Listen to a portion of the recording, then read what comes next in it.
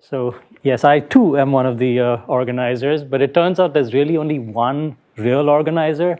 That's the person sitting over there. Selena is basically herding us all through this process, and it was hard. So thank you, Selena.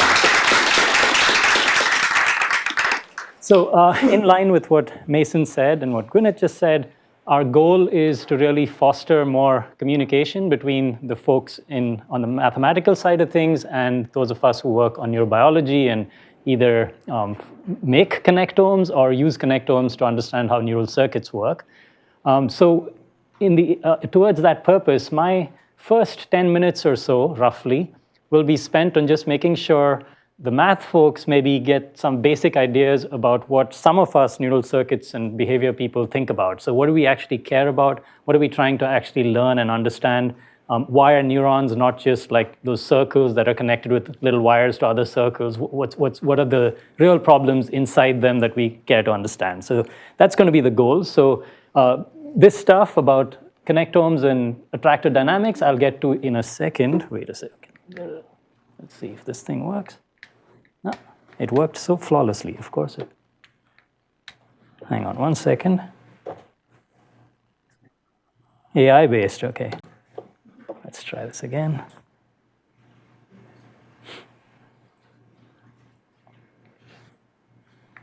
Perfect. Okay, so like I said, to begin with, I want to give you a sense of the motivation we biologists typically have. What are we trying to understand? And so I'll give you a relatively straightforward example, or a seemingly straightforward example at first. What we're really trying to understand is how do we make sense of the world? How do experiences actually change who we are, what we do? How do we select actions? How do we make decisions, essentially? How do memories form? And these kinds of things. I mean, how do we have internal representations of the world? How do those form? And these kinds of things can be studied in more animals than you might think. And so, for example, let's take the seemingly humble fly. So in this case, in this video from Michael Reiser, you're seeing something that in some ways is a direct, fairly direct transformation of sensory information into action. So if this world seems to be turning one way, as you'll see shortly, if this thing goes, oh, come on. Okay. There we go. So if the world seems to be moving to the right, this fly, you'll notice from its wing beats over here. Oh God, I am terrible with this thing, aren't I? Oh, I know what I'm doing. I'm picking the wrong button. Sorry, guys. There we go. So if you look at the wing beat amplitude, you'll notice that the fly is kind of trying to turn in sync with the movement of the world around it. And so you can imagine a series of connections maybe going from neurons that compute which direction the world seems to be turning, and neurons that maybe direct the wings accordingly and kind of compensate for that. And so this particular thing is called the optomotor reflex.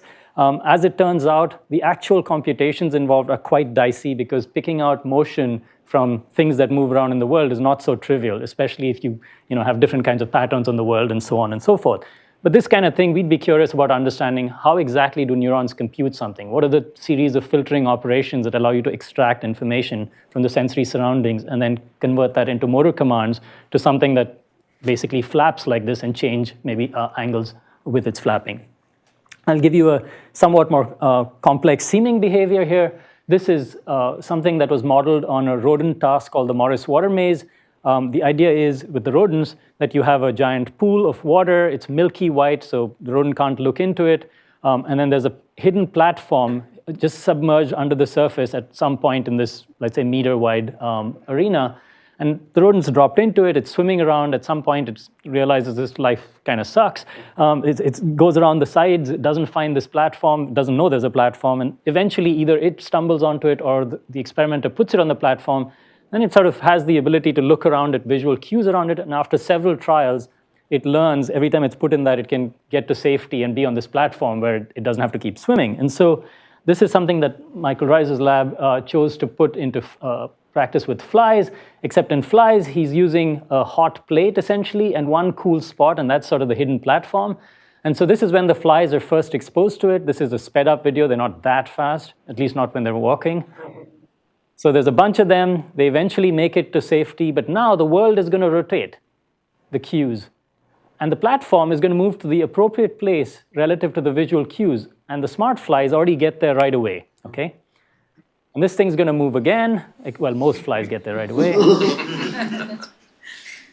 And so as you can see, one of the first things that happen is flies just, there's always that. So what you can hopefully gather from this is that this is a pretty rapid, it's a few minutes long each trial, and flies tend to be pretty good about picking up on the association between where there's safety and where there's, where these cues indicate there's safety. And so this goes up and down for a bit, but the bottom line is they can do this experiment now. The final trial is actually a probe trial where there is no cool spot, and they ask, do the flies find their way to the right place that should carry where the should indicate where the cool spot is? And indeed they do. So we'd like to understand what goes on in the brain that allows flies to quickly grok what's going on and then direct their actions appropriately, okay? So how do we get to that part of it? Well, typically what we tend to do is we put animals of various sorts in situations where maybe they're performing a behavior and we can record from their brains. Or if we're just interested in maybe the sensory processing, how perception works, we don't always necessarily have the action of the animal. We're just trying to say, if I give it this or that sensory stimulus, what kinds of responses do I record from different parts of the brain? And can I, from that, infer what the structure of the underlying network is, or what filtering operations are being performed by just saying, this side just looks like, the photoreceptor side maybe just tracks light levels up and down, but somewhere deeper it's extracting motion from that somehow, and that's something we can see in neural responses. So how do we record neural responses? There's a few different things you'll hear about in this meeting, including fMRI and things like that. I'm going to focus a little bit on the cellular side of things. So one trick that people use is putting calcium indicators that tell you how the levels of calcium in the cell change, and that through channels that are expressed in neurons tend to go with neural activity. It's a proxy for neural activity, not a perfect one, but it's pretty good, and for other processes inside the neuron as well. So in certain classes of organisms like mice and flies and C. elegans, this tiny worm, and zebrafish, you can express this into these animals in specific neurons. You can use viruses to put them in there. But basically, a genetically tractable animal allows you to place sensors exactly where you want in the nervous system in particular types of neurons. And you'll see quickly why that becomes important. The other, maybe more old-fashioned technique that this is just a modern version of is to put electrodes in the brain. These, again, come in a wide variety of styles. Like you can go intracellular, like you poke into the cell, or you do extracellular, where you just put these things in, and you infer where the spikes that you register, it literally sounds like tick, tick, tick, tick, tick, where they're coming from. And so at this point, it's possible to do really large-scale recordings where you're recording from hundreds and even thousands of neurons simultaneously while, let's say, a mammal is doing something interesting. And so this is an example of a Janelia mesoscope where, in this case, you're seeing each of these little dots is a single cell body, and it's different areas in visual cortex and beyond.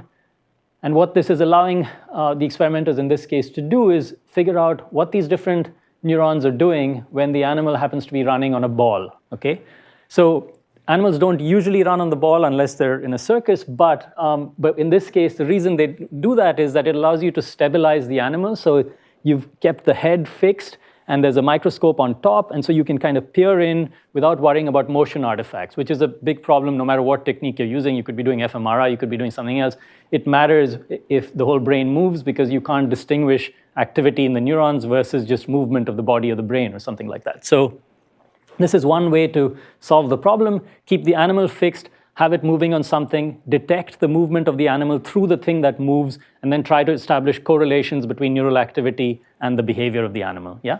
The same thing you can put in a virtual reality arena, and then you can have the animal play a role-playing game of sorts while you're looking in the brain. And so again, the challenge in these cases is take the activity of these neurons and try to infer what the relationship is between that activity and either a task or the stimulus it's looking at, et cetera, okay?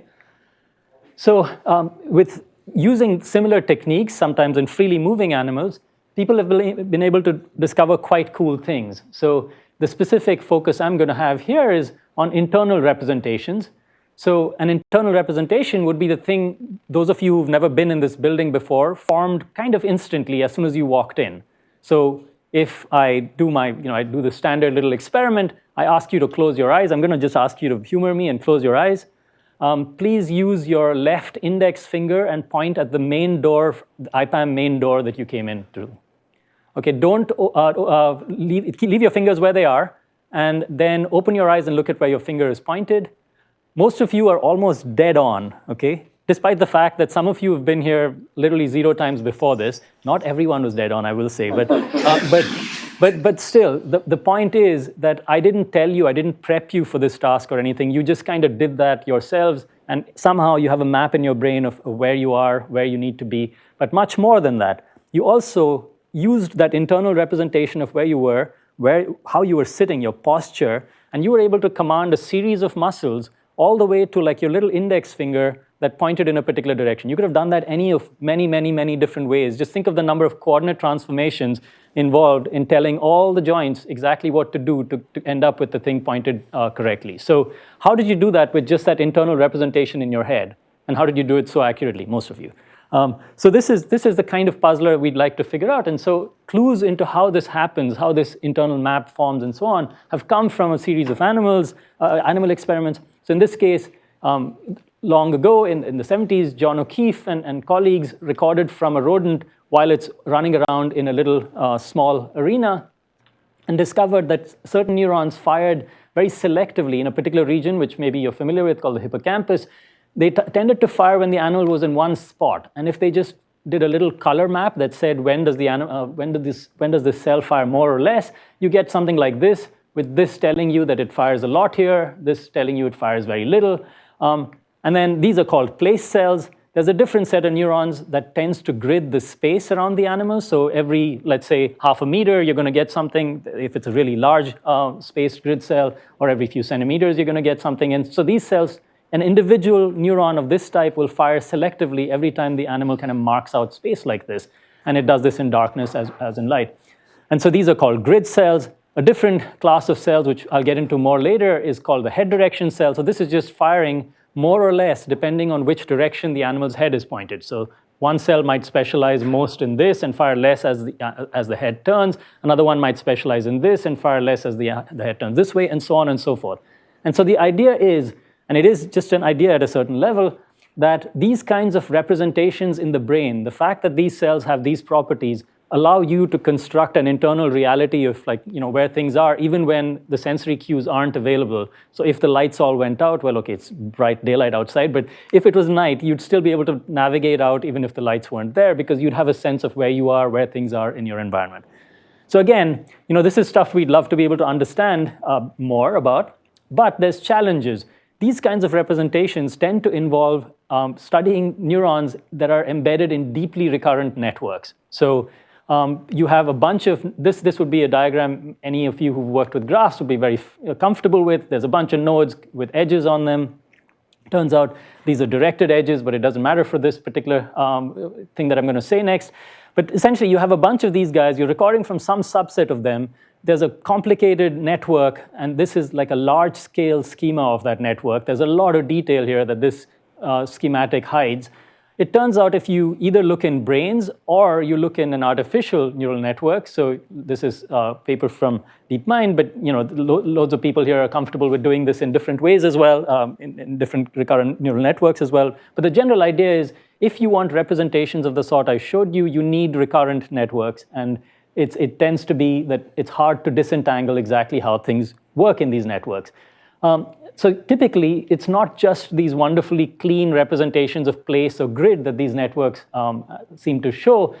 They have mixed responses. So the responses in these neurons tend to be like to this and that and this other thing. It could be like a motivational level. It could be some internal state, like whether you're hungry or not, and so on and so forth. So typically, to understand the response properties of neurons you record from, you need to invoke certain terminology that goes by the name of conjunctive coding if there's a bunch of different things that the neurons seem to respond to, or mixed selectivity, which stands for the same thing. And often, a strategy that many of us use is we look at what the task is that we as an experimenter have put the animal in. So if the animal is in a particular kind of behavioral task where it needs to make a certain type of decision, maybe only a subset of the activity that we see across the whole population relates to that particular thing, some task parameter that we care about. And so often people will do some kind of dimensionality reduction, they may record from 1,000 neurons, but they pull out maybe a manifold that's in 3 space or something that captures the kinds of variants that they're interested in that relate to the task at hand or to the sensory variable at hand.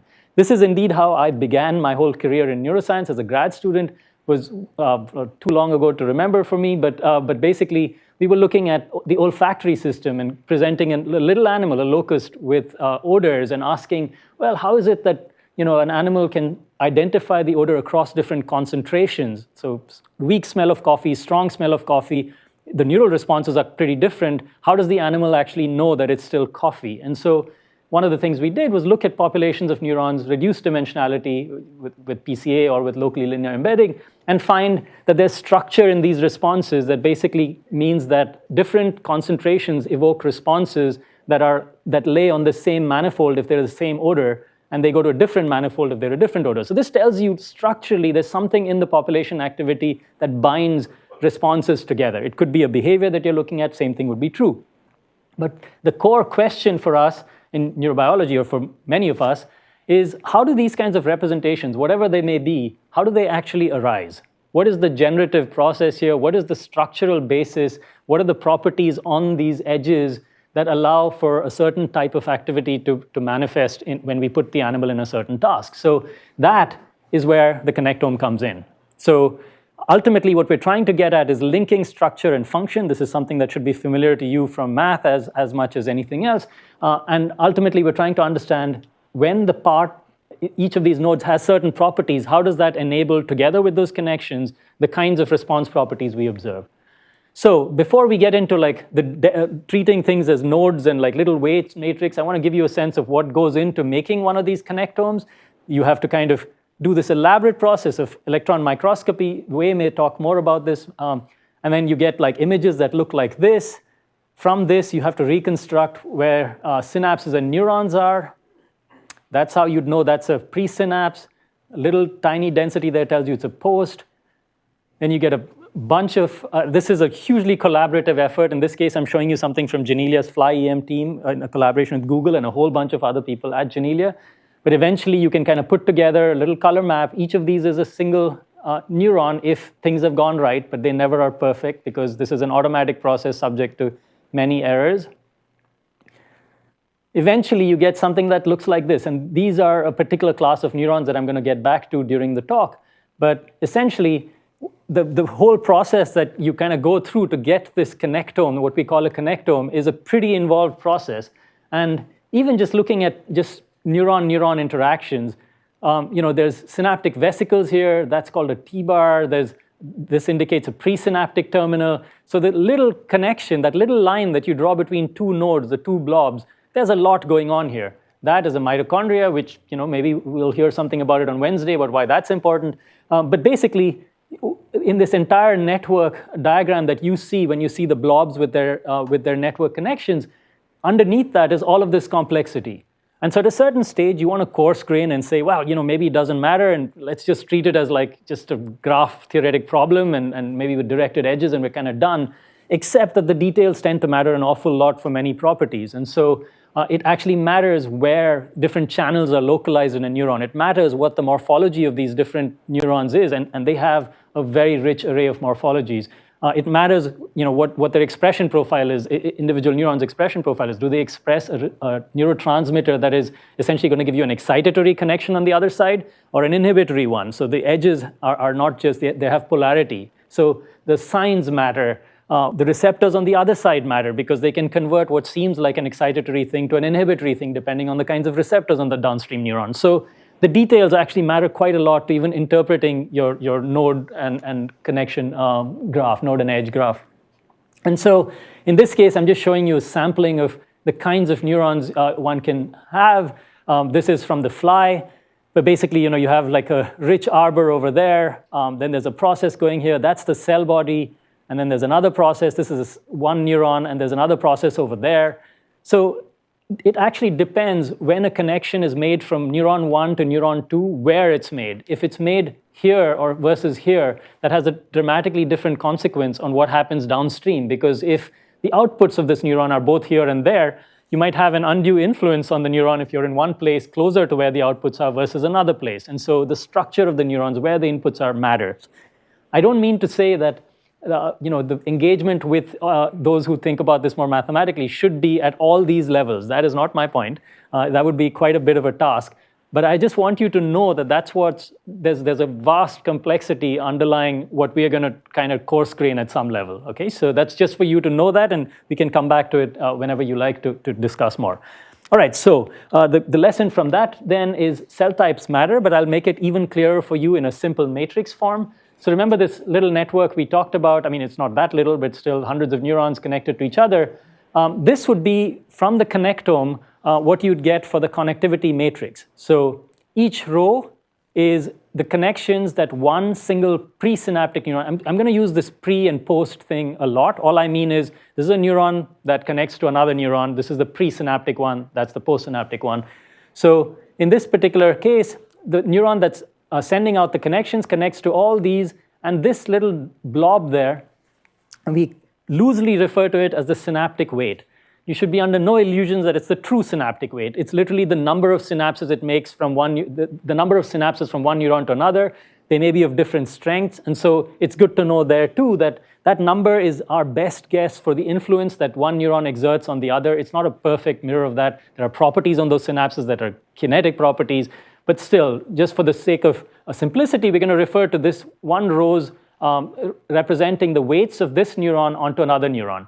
And each of these columns is a postsynaptic neuron candidate, and these are the weights from one onto another. So an individual pixel just is the weight from this neuron onto that neuron. So far, so good? Yes.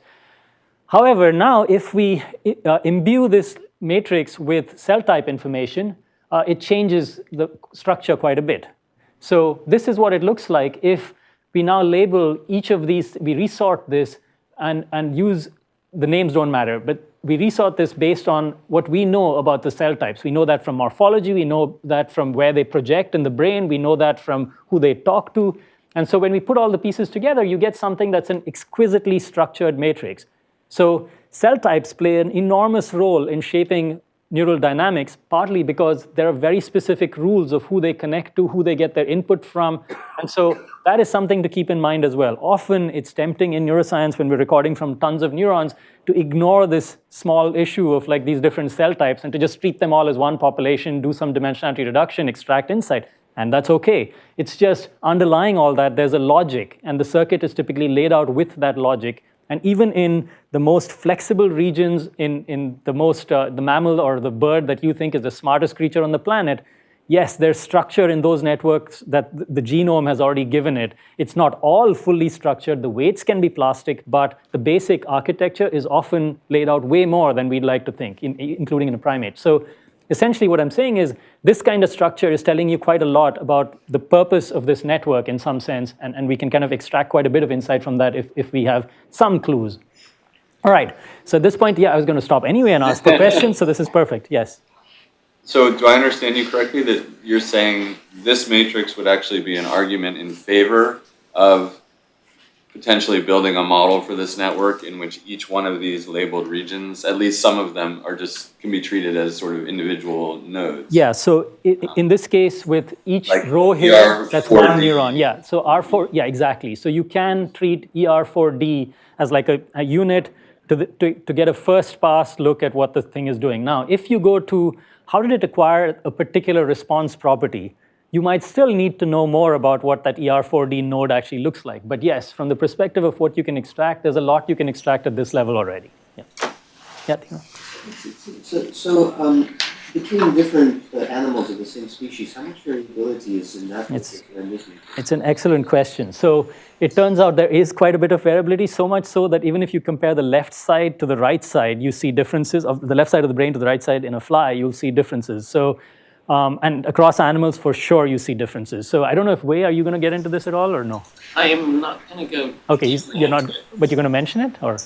Okay, maybe he's now going to mention it since but basically there is quite a bit of difference, and there are two connectomes that have come out of, or two EM stacks that have come out of Janelia that pertain to similar regions. Actually, there's some even more. And it's already clear from that there are differences in number and in connections, but certain basic architectural features remain the same. So I would say this is now I'm being speculative here, but in the cases where we think that cell types actually change between brains, I suspect it's just lack of our knowledge. We haven't kind of figured things out well enough to nail down things in the fly. It's going to be different in every species. How much of this is like super specified, how much drifts over time as the animal develops and has new experiences and so on and so forth. Yeah. Yeah. This flexibility, sort of variability, you think it's just noise, or is it developmental to some degree? How you grow the fly? Yeah, whether it's noise or whether it's the experiences, we do not know. In some cases, I think it's reasonably easy to say something happened developmentally, but not in every case. So the experiences could shape it as well. I mean, certainly both are known to contribute in all animals, but in something like the fly, we tend to favor the more developmental things more, but it's still not a 100% set in stone thing. Yeah. Just trying to understand the meaning of this matrix on the left. What's the weight supposed to indicate? Yeah, the weights are the number of synapses made from, it's actually normalized, but it doesn't matter, number of number of synapses from one of these neurons onto another. So each pixel, if it's darker, it would mean that it's a stronger relative weight. If it's lighter, it would mean a weaker relative weight, which means fewer synapses from neuron X onto neuron Y. This kind of matrix, does this matrix have a name? Just a connectivity matrix, that's what we call it, yeah. So you talked about this notion of variability between left and right. Yeah. I don't know much about flies, but I've heard that the genotype matters a lot. Yeah. And also the fact that, is there a concept of handedness in flies? I don't know. There is, so there's a guy named Ben de Beauvoir at Harvard who studies some of this handedness thing. And so it turns out that flies of different genotypes have a different distribution of even something as simple as making a left or a right turn given the same choices. So there is something like that. Now, does it go all the way to lateralization, all the way to that? I don't know. There's people who think that too. Certainly in other systems, there's a solid track record of that, but in flies, that's not as firmly established.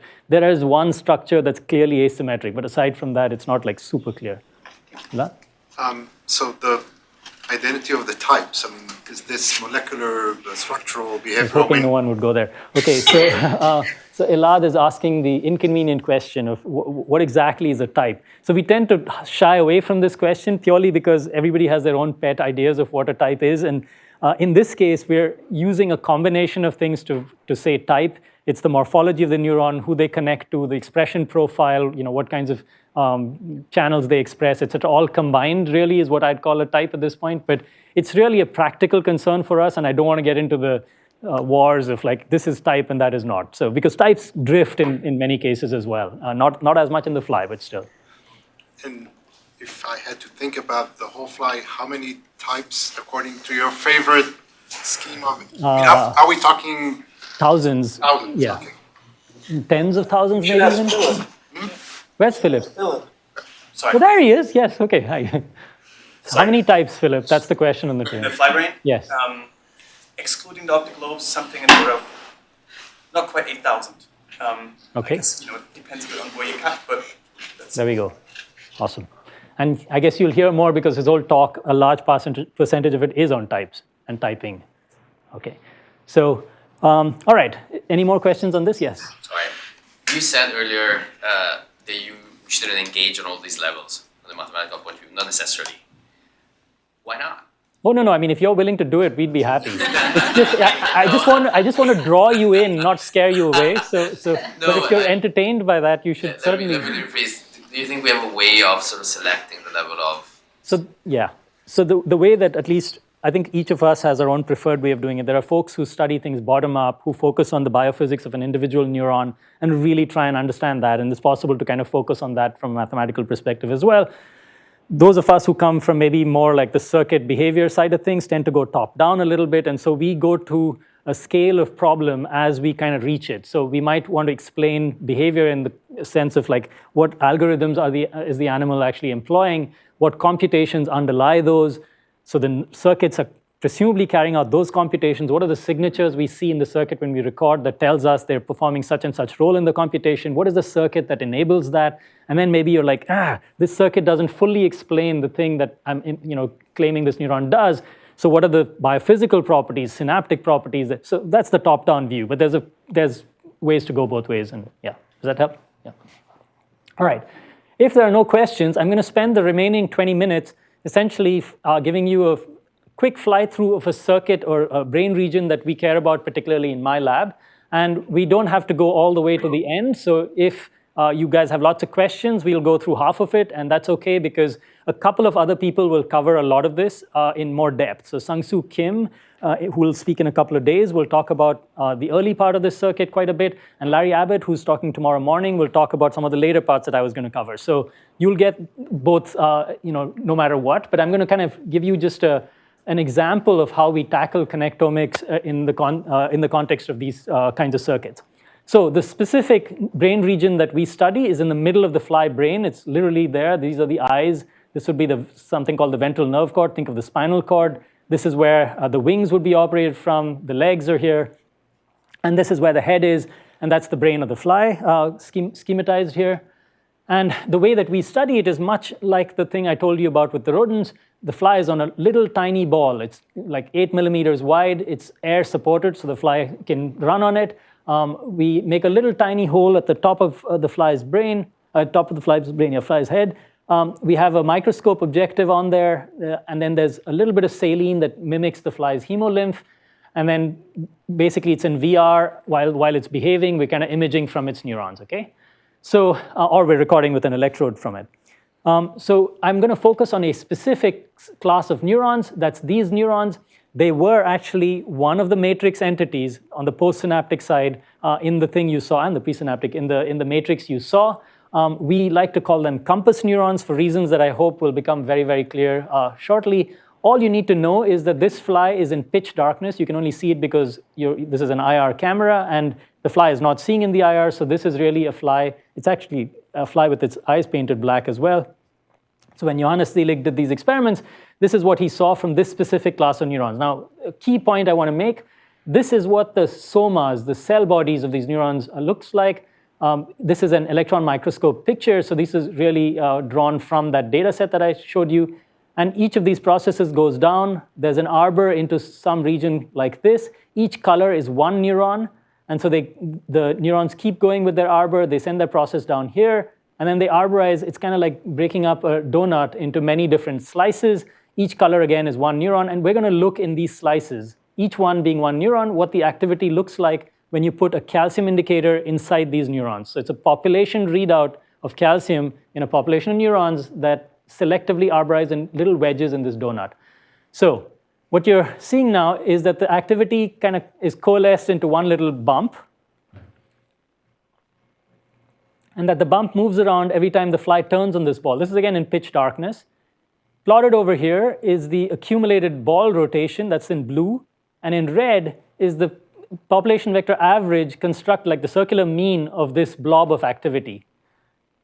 So hopefully you can buy that what it's tracking is the heading of the fly in this situation where it's in pitch darkness. So in that sense, it's doing better than some of you pointing in the wrong direction, yeah?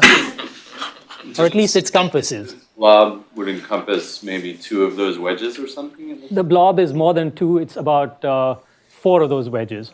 But Vivek? yeah? I don't think I ever really noticed.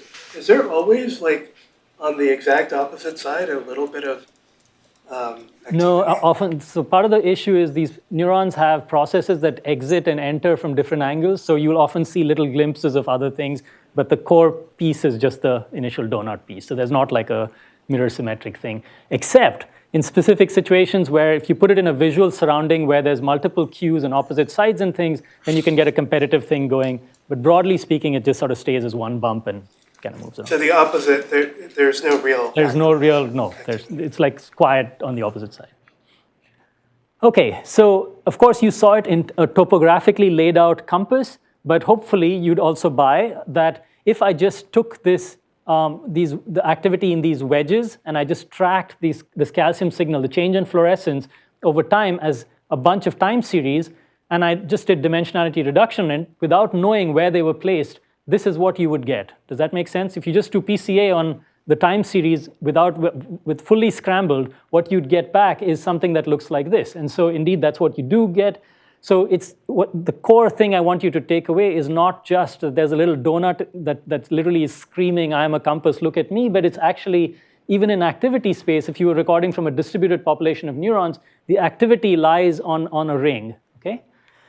People have studied this sort of activity profile in theory a lot, and so there's a ton of theory work, and there's a poster that I would encourage you to check out from Marcella that focuses on how, with a small number of neurons, not very large number of neurons, you can get back a profile of activity and an integration of angular velocity that is actually startlingly linear. How do you do that with a handful of neurons in a circuit that, in theory, requires kind of infinite numbers of these neurons, or very large numbers nonetheless? And so for us, this is kind of a window into how you can actually implement something that is a pretty cool persistent activity. Oh, I didn't show you that bit. But the thing that hopefully also struck you was if the fly is just standing still in pitch darkness, the activity doesn't disappear. When the fly resumes walking, it perks up in exactly the right place. So it's kind of remarkable that this circuit has the ability to preserve activity as well as the sensitivity to move it around when it needs to as soon as the animal starts turning. And that's a combination that we're quite interested in as well. And so that's, again, something that people have studied a lot on the theoretical side, but typically in large networks. And so ask Marcella how it's done with small networks. All right, so from the perspective of how it's done, though, we are interested in the underlying structure. We started with matrices. I'm going to sprinkle the whole talk with matrices, basically. So here's a different kind of matrix. This is in the protocerebral bridge, which is this brain region here, the connections between various neurons. Again, the names don't matter. I don't want you to focus on that. What I hope you will take away is that there's a heck of a lot of diagonals. There's all kinds of stripes in this matrix. These are the connections in the ellipsoid body, which is this donut, the name for the donut. And you can see, again, there's a bunch of diagonals and little off-diagonal thickness around it and so on and so forth. And so the question reposed then is, you have this activity that somehow in one bump that goes around, very sensitive to angular velocity. How does that all work in terms of the structure of the network? And so presumably the answer is hidden in here. And so when we look in here, what do we see? Well, we see that there's one class of neurons, that's these neurons, that send projections from this region, the ellipsoid body, from little wedges that you've seen already, like these wedges, up to particular columns. We call them glomeruli, it doesn't matter, of the protocerebral bridge. They go, one goes to this side, the next goes to that side. This one goes to this side, this one goes to that side, as you can see from the hatched and clear markings, yeah? So there's this crisscrossing of connections that go to this other structure. And then there's a different set of neurons. So if you look at the bump as something like this, that's propagated to both sides with a slight shift between these two places. So far, so good. There's a bump in the ellipsoid body, moves up to these two parts of the protocerebral bridge. But now there's a different class of neurons. So this is one class. There's a different class that take that input and then come down and project with a phase shift. So by phase shift, all I mean is if this is 180, this is 90 to this side. I mean, sorry, there's not 90 to this side. It's actually 45 to this side, 45 to this side. So you get a 90-degree difference between these. And so the projections back are shifted one way and the other from the original place that they got their input. So far, so good. So two classes of neurons, and this is a pattern that goes all the way around. So I don't mean it's just at the top. All the way around, it's like that. What does that buy you? Well, in principle, if somehow these neurons, the ones on this side, were getting angular velocity input, if they knew that the fly was turning one way or the other, you may have a solution for how to steer the bump around this compass. So imagine handlebars, and basically imagine that there's input to this side every time the fly turns this way, input to this side every time the fly turns the other way. Well, then as long as the other side is quiet when this side is on, you can move the bump that was originally here this way or that. Does that make sense? So you can sort of move the bump around. And this is the motif that theorists had proposed, as a simple way to kind of move a bump around. But there are challenges with it, of course, doing it linearly and so on and so forth, corresponding to the angular velocity of the animal. This is literally what we see. So this is the connector. It's a kind of movie that I never get tired of seeing. These are the neurons you just saw. They project to this other structure called the protocerebral bridge. Now you're going to see specific synapses and this specific phase shift I was telling you about. That's a neuron going up there. There's its partner neuron coming back with a phase shift. They connected synaptically. We can kind of mark the synapses. And then that goes and connects to another one of this original class, the compass neurons over there. And that again projects. There's the synaptic connection. It won't be all this slow, don't worry. But that again projects off to this other column. And then there's yet again another connection coming back, again phase shifted. So you have this crisscrossing going one way.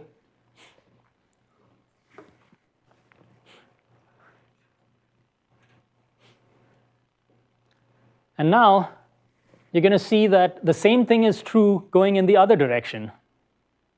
So there's our neuron, the compass neuron, and then now it's coming back the other way on the other side. So you have this handlebar structure where essentially, depending on which side is up, you can see a mechanism for shifting activity from one side to the other quite cleanly. And so is this actually the case? It turns out if you stick an electrode, as Stephanie Wegner in the lab did back in the day, if you stick an electrode on a fly that's in darkness and you do individual neuron recordings from this particular class of neurons, they're called PENs, it doesn't matter. This is what you see. Oops. You see tuning curves to angular velocity moving in one direction on one side. And if you patched, I didn't show the electrode here. If you patch the red neuron here, you see the angular velocity tuning on the other side. So the velocity goes from -100 to 100 degrees per second. And you see basically that there's not perfectly symmetric, but basically tuning curves on either side. So one neuron cares about how fast it's moving this way, the other for how fast it's moving the other way. And again, they have projection patterns to match. But you'll notice that there's quite large variability here. So what's the deal with that? Well, we did say that the input was going to be from the head direction neurons, from these compass neurons into these neurons. So it's not just angular velocity they care about. They also care about the heading input of the animal. So this is a conjunctively coding cell that basically codes if the head direction is right and the angular velocity is right, you get a large response. Otherwise, you get a low response. And similarly, in a 2D plot, you can kind of make sense of it for yourself. So the general idea is that we can go in and look for connectivity motifs that tell us how some problem might be solved, go in with an electrode and really figure out, does the activity match the expectation that would solve this computation for us, okay? All right, so in the last little bit, any questions for that bit, by the way? Anyone? Yes? In this experiment, there's no visual input. In this one, there's no visual input. There's no input from the halteres as well. So the halteres could be providing input. In this particular case, in walking versus flying, they play a kind of different role. So in a flying fly, when we record in a tethered animal, when its head fixed, the halteres aren't doing what they would normally do. So they're nice little gyros if the fly is flying in free flight. In the tethered setup, it's not quite doing the same thing, but they do provide input in that case. So they are getting proprioceptive input of some sort, like from the legs, from the commands they're sending to the legs. They're getting efferent input, what we call efferent input. So literally, like as I tell my legs to kind of do something, I'm sending a CC of that to parts of my brain that keep track of my direction, and that's happening in the flies as well. Does that make sense? Yeah.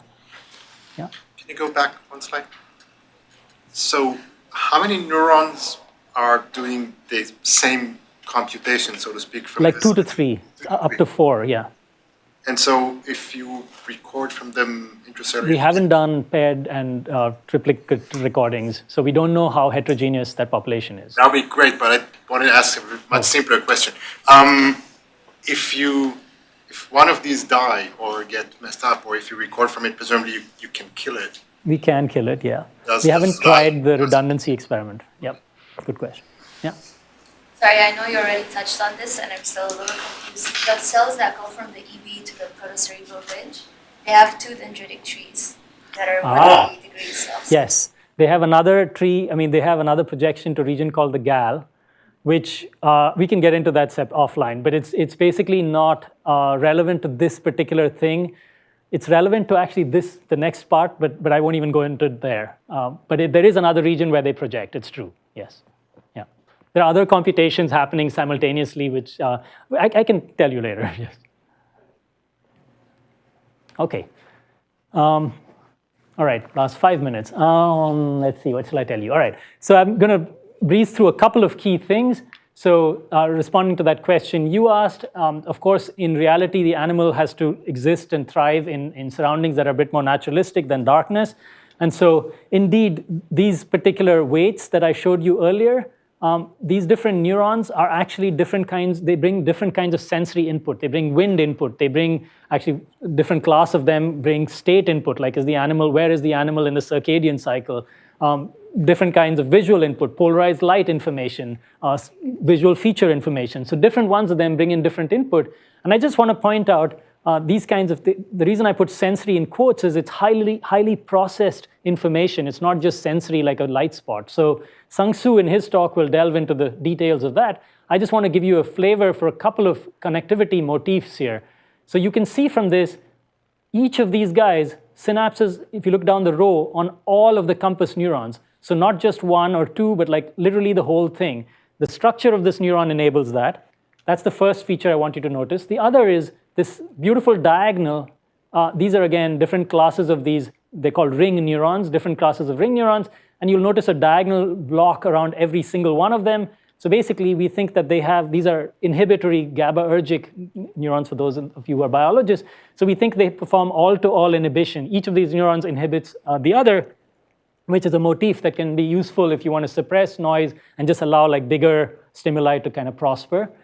Further, different ones of these have different weights of connections onto the compass neurons. So we think they're sort of prioritized. So polarized light is a pretty good cue if you want a very universal, global sense of your head direction, rather than all the distracting stuff around you. Polarized light is pretty good. The sun is pretty good as a global cue. So we think certain cues are prioritized over others given a choice. Further, these neurons talk amongst each other as well. So one class of A might talk to B and B might talk to A, but with different weights. So one is, you see a dark color. In the other case, you see a light color. And so these things have arrows relative to each other. So if one cue is available, it's going to quieten down the second cue and really make itself kind of the prominent thing to drive the compass. So there's all this complexity. There's one further complexity that actually Marcella looked at in this connectome work, which was where on the dendritic tree, on the arbors of these neurons, how close to the actual spike initiation zone is the input falling, and could that potentially create its own priority list that matches aspects of this one? So in all of this, this is what the neuron looks like. The movies for this are gorgeous too, but I won't have time to show you, so you can ask me later. Let's see. So basically, this is just to give you a sense of what the inputs look like. So this would be an example of one of these red neurons which carries a visual feature input. What does this mean? It means that the neuron really likes things that are bright here and dark there. So there's like a little visual feature it's picking up in this part of the fly's visual field. And there's a series of these. Together, they basically send tons and tons of input to the compass. And so essentially, you can imagine something that basically decomposes the scene into little bits of features. And basically, that's your map. If you can project that onto your internal sense of where you are, then when you open your eyes, you know which direction you're facing. Does that kind of make sense, just in concept? OK. And the reason that works out is because these synaptic connections, this all-to-all matrix is something that's plastic. So the connections are laid out architecturally, but within that, they can basically change strength. And so that allows you to remap the world onto your internal, the outside world onto your internal one, which is something that Sung-Soo will get into, how this matrix kind of transforms if you subject an animal to different kinds of visual environments. OK, with that, I'm going to go a little bit, so that allows the animal to perform beautifully in virtual surroundings like this one, but I won't go there. I'm just going to go to one key thing and then close and take your questions. So the key thing I want to communicate is, so far all we've talked about is constructing an internal compass. We haven't talked about what you do with it, but it turns out what it's really useful for is goal-driven navigation, which is something several insects do really well. So most famously, perhaps, maybe you're familiar with bees and ants. And so in this case, Rudiger Weiner studied these desert ants that seem to be able to go off on foraging expeditions away from their nest, and then once they found the food, make a straight line, should be called an ant line rather than a bee line, back to their home nest. And so they do this in featureless landscapes, in deserts. It's really boiling hot. They really need to get back home, and they're able to do that kind of really, really well. And so the assumption is that they're somehow doing some kind of vector math to figure out, how do I get back to the home base that I need to get back to? And so this has been something that people have studied as potentially things that populations of neurons can do. This is something that Larry will get into more, but I just want to leave you with the picture that in these same matrices are hidden secrets of how to take this head direction bump and convert it essentially into a cosine and basically keep the population activity structured as a cosine all the way through the circuit. Cosines are pretty useful things. You sum them, you get another cosine. You can do all kinds of trig with them. And Larry will, I think, talk about how that works. But this is something you could see in the connectome just from the weights of one set of neurons onto another. And similarly, we can see the same phase shifts that I showed you that move the bump one way or the other. You could do vector computations now. You have cosines kind of doing different things. You can compute head direction to body direction. My head might be like this. My body might be moving like this. If I want to compute my translational vector, you can sort of see in the circuit how with the right phase shift and the right inputs, you can extract that. And I'm going to skip over all this. So essentially, the picture I want to leave you with is there's essentially a basis set for arbitrary vector computations hidden inside this part of the fly brain, where it's kind of a crazy thing to be able to see it in the matrix. It feels like you're having a Neo moment in the matrix or something. But anyway, so I'm going to skip over all this as well and just go to the final punchline. The final punchline I want to leave you with is if you have cell type information and you have some knowledge of the circuit, you realize that when you talk about low dimension manifolds or mixed selectivity or conjunctive coding, well, actually, that in a way, that's like if you don't know anything about this circuitry, that's fine. But if you know something about the circuitry, those kinds of coding properties have very deep meanings that give you understanding. It tells you how some computation really is being performed in terms of the structure of the network. And so this is the structure that's hidden in many circuits that is kind of not visible typically. And if you have that, you have quite a lot. So extracting potential dynamics from this and what it could be useful for structural properties is actually something of tremendous value to us. All right, with that, I'm going to just thank the lab. Brad did a bunch of the connectomics work that I talked about with the vector computation things. A whole bunch of other people have helped on various aspects of this, especially our theorist colleagues as well. And the folks in red are talking at the meeting. The folks in green have helped out on the connectomic analysis. And with that, I'll take more of your questions. Thanks.